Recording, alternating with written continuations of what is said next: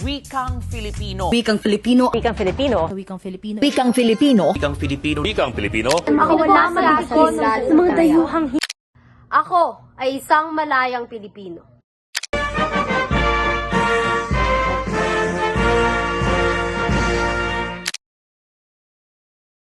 Ang wika ng kalayaan ay simbolo ng kapangyarihan. Ang bawat talastasan ay pag-asa ng ating bayan. O bansang malaya ay kay napakadakila. Ikaw ay tunay na kamangha-mangha at para sa'yo, kami ay handang makipagkompetensya. Wika mo ay isang mutya at sinisintang biyaya mula sa may kapal na matagal ipinagdarasal ng mga Pilipinong revolusyonan. Pakinggan niyo ako.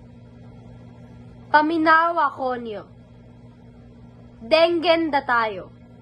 Noong henerasyon na walang liberasyon, walang boses ang kampon at walang komunikasyon sa gobyernong tila ba walang aksyon. Bakit nga ba kami ay walang nakukuhang atensyon? Nasaan ang koalisyon? Nilalamon na kami ng kolonyalisasyon.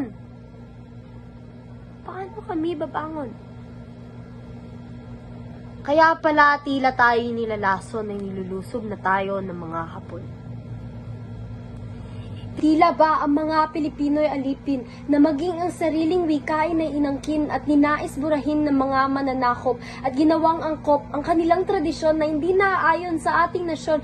Nasaan ang demokratisasyon? Nilalamon na tayo ng dominasyon. Pakiaral naman ng globalisasyon ng sa gayon ay mga Pilipino na makapagdesisyon sa direksyon ng ating nayon. Ako ay nasasakal. Napaka-immoral. Ang daming pinagbabawal at binubuntal ng mga dayo na gusto ng ating natural na kalakal.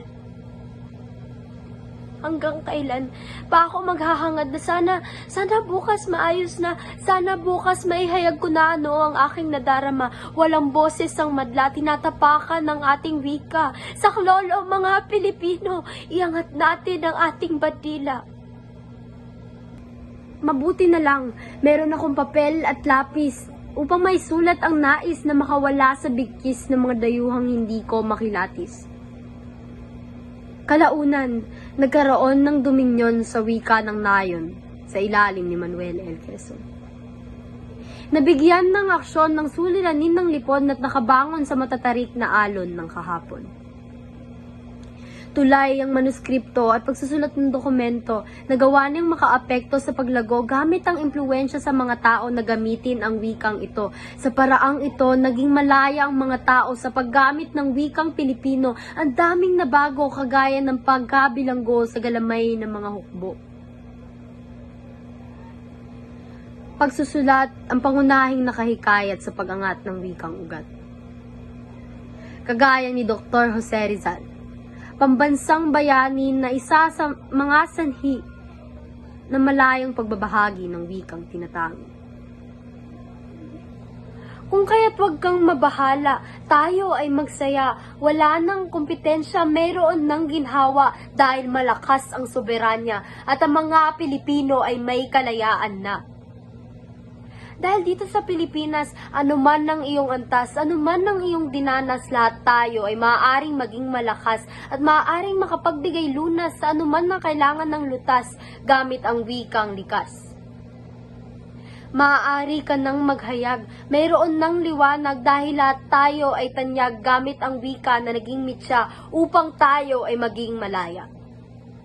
Ipagmalaki mo ang iyong individualismo dahil ikaw ay isang Pilipino at hindi sakal ng dayong hukbo.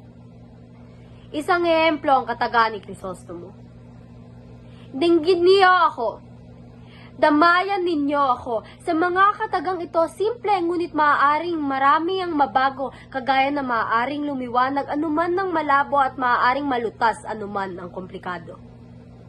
Bisan unsa nga dialektong Pilipino, pagpasigarbo, paghigugma, isulti, ibutyag. Ako usa ka libre nga Pilipino. Ang ating wika ay sumisimbolo ng kasarinlan at kalayaan. Isang pangako sa nakaraan, pangkasalukuyang kapangyarihan at isang kaloob para sa kinabukasan. Bilang Pilipino, isang kilos makabayan ng iboses, ipagmalaki at ihayag mo ang wikang makapangyarihan ng lupang sinilang. Sa huling pangungusap ng aking himig, bilang isang estudyante na sa bansa'y umiibig, lahat tayo ay manunulat. Nagsusulat ng tadhana sa bawat pahina ng bagong umaga. Bilang isang Pilipino, iyong ibigin ang naging bituin sa madilim na langit ng naharaan. Ikaw ay maging tulay, daan tungo sa sumisibol na pag-asa sa ating tagumpay. Tulay tungo sa malayang bukas na walang kupas.